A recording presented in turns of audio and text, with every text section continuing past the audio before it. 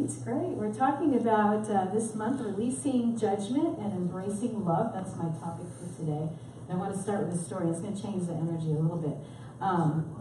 There's a guy, he golfs every week with his 4 buddies. They're foursome, they have a great time. He gets home one day after playing golf, and he's like 3 or 4 hours late. And his wife was really worried, like, what happened to you? He says, oh my gosh, you just don't know. It really was a rough day on the golf course. Remember Harry, my buddy Harry? Well, yeah, I know Harry. Harry hit a hole-in-one for the first time in his life and had a heart attack. Dropped dead right on the golf course. She goes, my God, that must have been awful. He said it really was, and it was so much work. It was like hit the ball, drag Harry. Shoot the ball, drag Harry.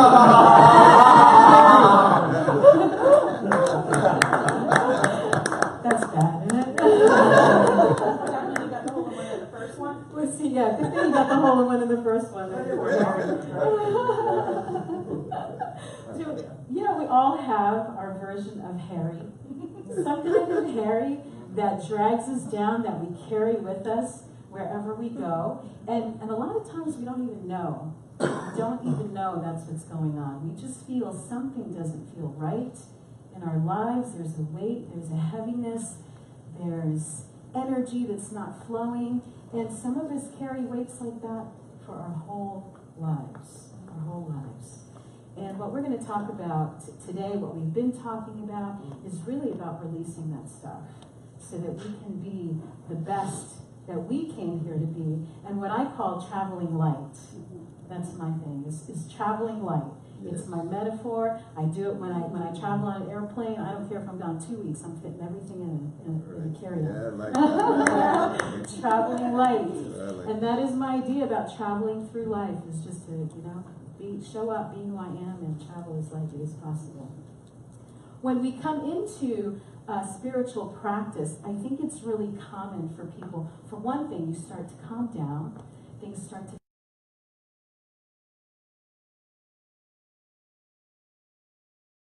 hallelujah, the heavens are smiling on me. I found my tribe. You start to feel really good and life starts working. But at the same time, as you're doing these spiritual practices, you're calming down, but there's also something that happens in that some things start to come to the surface. Now, this is a picture we took at Yellowstone. And I loved how, the mountain is just perfectly reflected because the water was so clear. And look at all the little stuff that kind of came up to the top. It just floats to the top. And that's kind of what happens in our lives. And that is why we cultivate that spiritual practice of quiet and mindfulness, so that we can let those unsettled things kind of rise to the surface, so we can let them go.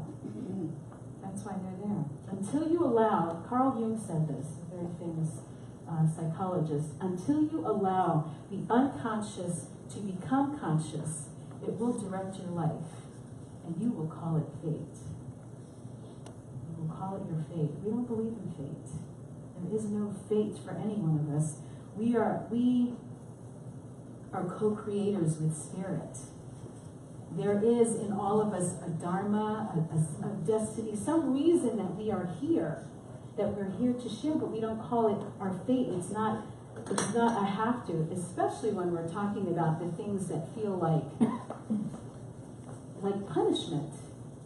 Has anyone ever had something in their life like that felt like, I'm just carrying, it's a curse. I've heard people say that. There are curses. I'm paying for past sins or past lives or whatever.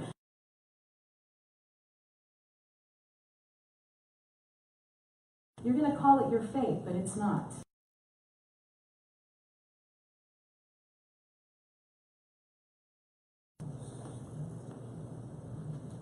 We talked last week about some of those things that we're carrying.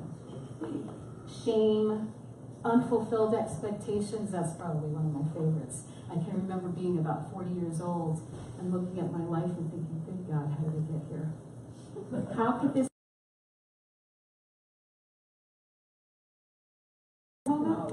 going through it now?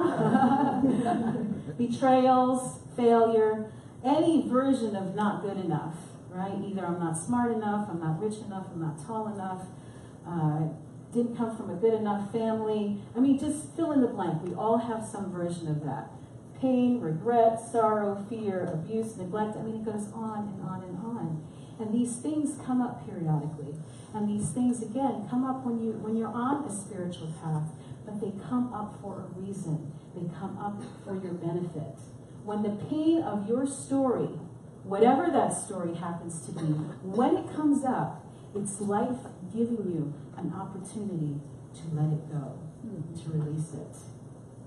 Now, some of us, there people fall in different camps. Some people have that stuff and they put it in the closet, they sweep it under the rug, however you want to put it, but they don't look at it. But it's running kind of like a virus in your computer in the background, and it's zapping your energy, and it's zapping your life force, right? And it's keeping you in that, what Thoreau called, most men lead lives of quiet desperation. Wow. Right? People are just, when they're walking wounded, but they don't want to look at that stuff. Other ones, are bringing it up all the time. You meet a new person, you haven't heard my story yet. Well, I need to tell you about the horror and the drama, and do you know about my ex? And I mean, you know people like that? Yeah. Right? So people tend to be in one or the other camp with their story. But there's a whole other way that we can deal with the story. Eckhart Tolle, one of my favorite authors, has said this quote, and I've used it for the past month.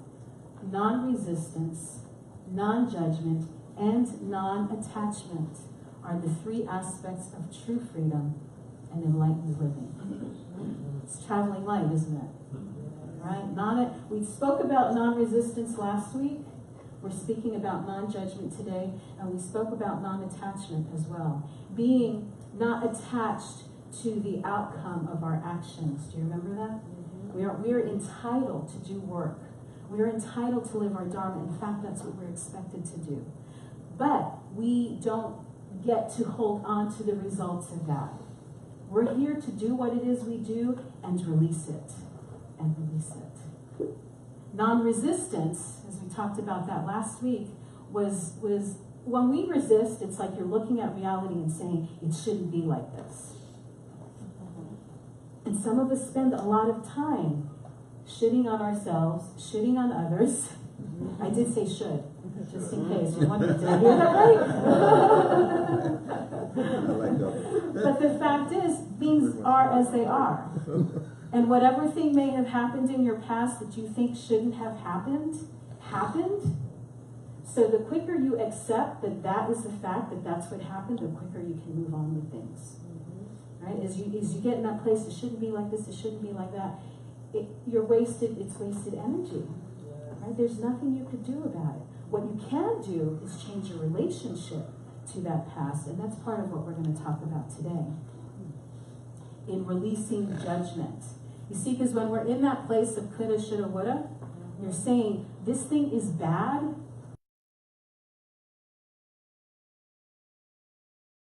About today is releasing that judgment of what might be good, what might be bad. There is no good or bad, but thinking makes it so. A great philosopher once said that. Anyone know that? Shakespeare.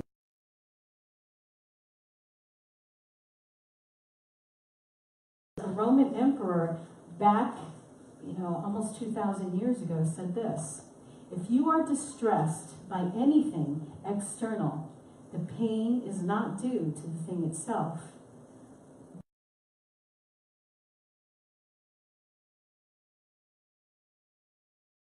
All the pain, it's what you're thinking about that thing that is painful for you. And this, your estimate of it, your thoughts about it, you have the power to revoke it. You can change that at any moment. You can make up a new story about it.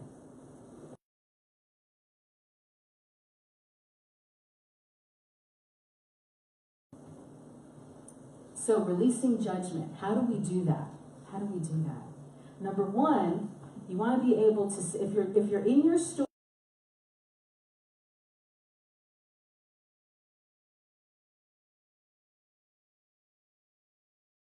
so there is what happened, and then there's the story you make up about what happened. Anyone ever done that? So what we're asking you to do here today is look at what happened. Look at the story of what happened.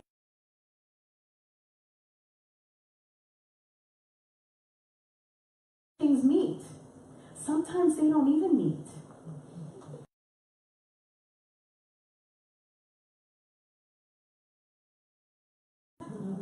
You see something that happens automatically. You've got to make up a story about it. You've got to interpret it so that it fits in your world.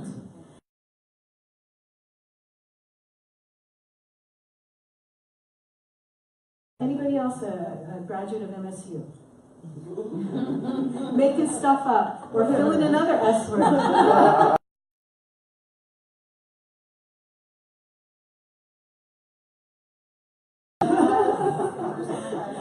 The problem is that we act on what we think is so, because we're partial to our interpretations of it, aren't we?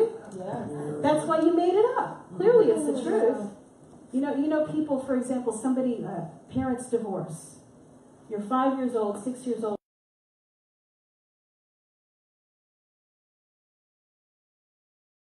Your story.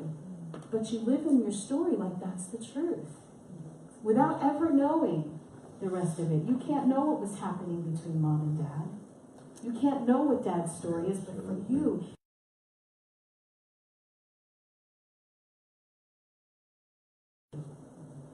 it's all story. We're making all of it up. Remember the analogy of the elephant and the monks? I'll tell it again for those of you who haven't heard it. I use it a lot. There's these 6 blind monks, and they're asked to describe an elephant. So they have to touch it. So that the one that's touching the leg says, an elephant is like a tree. And the one that's touching the side says, no, an elephant.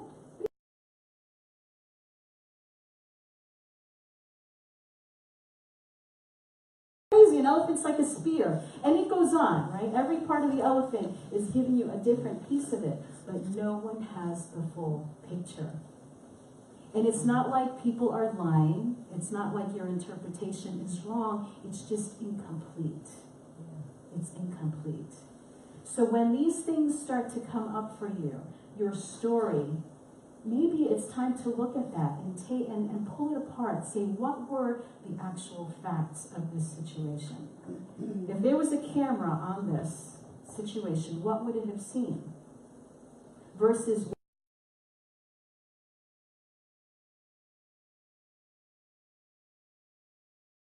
go and visit a practitioner. Right? Come see me, make an appointment. We'll talk about it.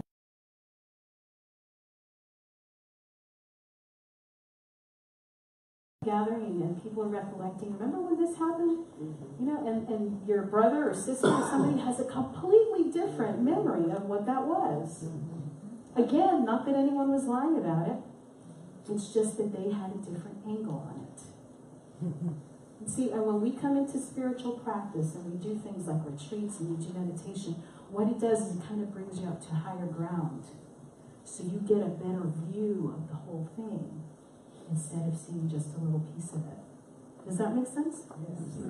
Okay, so the first thing you want to do when looking at your story, in order to release this judgment and all this pain and stuff, is to separate what really happened from the story that you made up about what happened.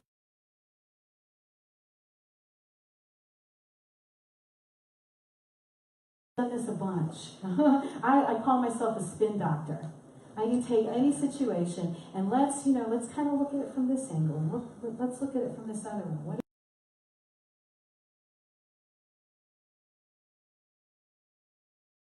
Magazine, and it was called Family Times, and I thought there's going to be Family Times all over the country. I was going to franchise it. I had all these big dreams, and I did it for 10, 11 years, and I was done, and it was cool that it was here, but when I sold it, I really felt like kind of a failure because it wasn't what I thought it should be. And thankfully, I was in this teaching, and I would spend hours with Reverend Peggy and just crying and going through my stuff and taking classes. And she said, you will never lose what you learned in that business. How long did you have that business? I had it over 10 years, I told her. So how could you call that a failure? And how could you call that a failure? And it's still around. But it took speaking to someone else, right, to give me another angle on that situation. Now I do it all the time. I'll tell you another story. I shared with some of you that I'm going to Dallas next week for a ministerial gathering. And so I'll be with my peers, and I'm going to be doing a presentation on our peace building initiative. And I was also planning or hoping that I would be able to do my ordination panel. So ordination panel is just really an interview process with 3 ministers. And they will say, yes, to be ordained, it's really like marriage. It's a lifetime commitment. And they will say, yes, you're worthy, or no, you're not. Ready, not worthy, ready, yes, because I'm already doing the work. So anyways, all excited, I'm going to get all these things done in Dallas, and so I call this week, and I haven't heard anything yet, like what's the schedule, when is this happening? And the woman I talked to said, I'm so sorry, your application is incomplete. We're not going to be able to do your panels in Dallas. She said, but you can come to Colorado in mid-October, or you can go to California in January. Well, thanks a lot. I wonder who's going to pay for me to take these trips. Anyway, I was really, to say the least, not very happy about it. And I got the message via, she left a message on my phone. And I had been at the prison, so I didn't have my phone with me. I couldn't check it till that moment. So as I'm checking it, and I'm really kind of hot. I'm telling you, right now I'm very calm about it, but in the moment I was not. No. So I'm getting ready to make a phone call, and I hit the button and something happens to my phone. I've never seen this before. My phone screen goes white, completely white. I can't find a number. I can't find the little nothing, just a white screen. I'm like, what is this? Thankfully, God saves me from myself often. And that was one of those moments. And as I stepped back from the situation, I made a few phone calls, talked to a few different people. I said, it'll be right when it's right. It'll be right when it's right. Either it's going to happen in Dallas, some crazy miracle, awesome thing is going to happen, and I will tell you when I get back, or I'm going to panel it another time with another group of people. All I know is that it will be the right thing at the right time, and it is going to be for the highest and best of all involved. And it shifted everything. It took a minute to get to that point. It did take a minute. It did take a minute. But that's the truth, but now for me what happens is instead of something taking me weeks, or months to get over something, it happens in minutes. Or a couple of hours. But it's all progress. In the big scheme of things, I see it as progress. So practice, and believe me, life will give you so many opportunities to use this. Right? You probably all have one this week. An opportunity to reframe the story that you're making up. We're making it all up anyway. Make up something that serves you. Right? Make up a story that inspires you. Change the ending of your story. You're not done yet. So if you've been up through a rough time, know that the next part of it is going to be awesome. Right? Be the hero of your own story. You get to do that. Each one of us gets to do that. Reframe your story. The next thing about releasing judgment is to start to pay attention to your life and what you're paying attention to. Okay. I keep hearing that time is our most valuable commodity. Some people think it's money, or people will say it's your relationships or it's your health. But the more I think about it, the more I realize the thing that is really most precious is our attention. We can have time, but what are you paying attention to in that time? Are you sitting with your family? And I'll own up to this. There are times when we're gathering and I'm maybe on the computer or I'm doing something else and not fully present. Then they don't have my attention. Your attention and where you're putting it shows where your treasure is. So pay attention to what it is that you are paying attention to. All that we are is the result of what we have thought. The mind is everything, and what we think we become. So those of you who are stuck in your story and telling it again, and telling it to the next person, feeling like you're not being heard, where is your attention? Where is your attention? Is it on the drama? Is it on the pain? Is it on the victimhood? Is it on the poor me? We get in that mode. We all do it. I'm not pointing any fingers. I'm not telling you anything I haven't done or don't do myself still from time to time. And I'm blessed to be in this community and to be surrounded by people who are in this teaching who call me on my stuff, including that man sitting right there. And here's another little thing about this. You know, we want to be able to share. Yes, you need to express, and when you're going through something, you have those go-to people that you can talk to, or you write it in your journal, or you go out to the gym and you pound it out on a bag, or whatever you need to do. You know, and some of us call it venting. The problem is when you're venting for hours, or you vent to one person, and you vent to another one, and then you vent to another one, right? You see where I'm going with this? You get stuck in that space. So regardless of what you call it, even if you call it venting, right? Give yourself maybe an amount of time. So I'm going to take this opportunity. I'm going to take 15 minutes to bitch and moan and groan, whatever it is I need to do to get this out of my system, and I'm going to let it go. Right? Give yourself some time to say, I need to feel this, right? I'm hurting, whatever it is that you're going through. Give yourself a designated amount of time. Do it and let it go. Okay? And regardless if you're calling it venting, you're telling yourself a story because you're still stuck in your stuff. The last piece. Trust God, love people. Yes. Where did we hear this one, Donna? We hear a big sky. It was the first time I heard it put quite this way. Trust God, love people. Not to say we don't love God. You know, not to say that we can't trust people. But people will make mistakes. People will make mistakes. We feel, and I have been in this position as well, I need to feel like I can trust this situation. I need to feel like I can trust this person. When we're in marriage, you want to feel like for the rest of your life, I can trust that this is the direction I'm going. Why do we do that to ourselves? Do we even know what tomorrow brings? Do you know what next year is going to bring? Do you know the rest of your life? If you can trust God, trust that spirit within you, trust that knowing within you, you can know that whatever is before you, you will know what you need to do. The thing is, do you trust that individual? Do you trust that situation? Do you trust in this moment?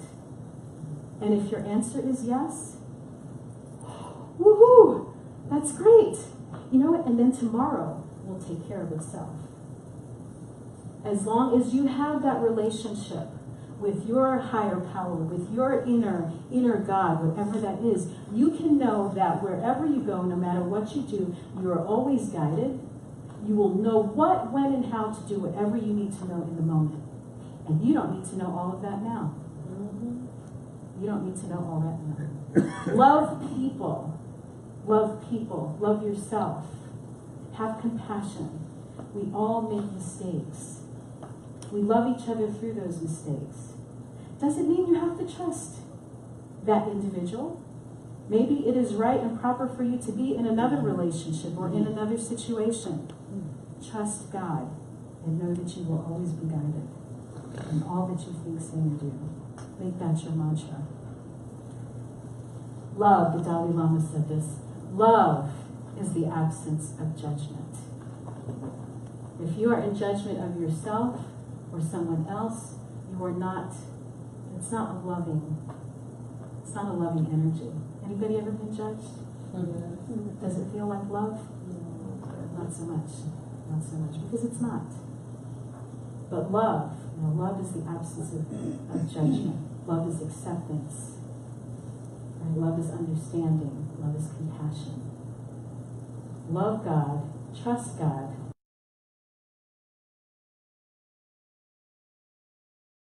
do our affirmation. But I'm going to close this out in a song. Can we do that first? Is there a way to do that? I don't want to mess this up. Because this is the affirmation. I love myself and others, trusting that Spirit is always guiding me to my greatest, highest good. Let's just do it this way. Would you all join me in saying that again? And then I'm going to close this in a prayer that brings this all together. I love myself and others, trusting that Spirit is always guiding me to my greatest, highest good. And so it is, and so it is. One of the reasons that's significant is that when I was having my little hissy fit over ordination panels, I get a phone call from Donna and Shanna, or a message from Donna and Shanna saying, "What's the music for Sunday?" And then suddenly a song comes into my head as I'm going through this situation. And so I want to share that song with you. Maybe it will be your mantra this week.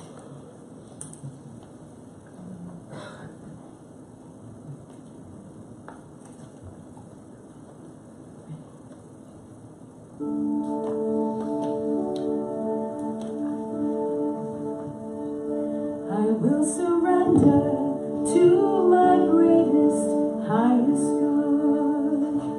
I will release any fear that blocks my way. For every step I take is taken in pure faith. And I am stronger every moment, every day. My mind is willing and my heart is open wide. I trust my instincts and let Spirit be my guide. I vow to live a life that's real and pure and free. As I continue walking in this mystery, I will surrender to my greatest, highest good. I will release any fear that blocks my way. For every step I take is taken in pure faith. And I am grateful every moment, every day. There may be walls, there may be roadblocks in my way, but I can choose to take a higher path each day. And now I know what I thought was safe and sound was only habit and regret that held me down.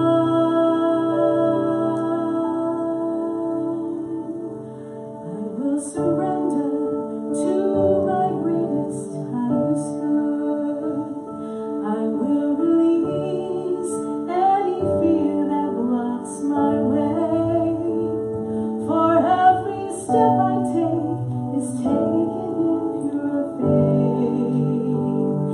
And I am kinder every moment, every day. I'm more loving every moment, every day.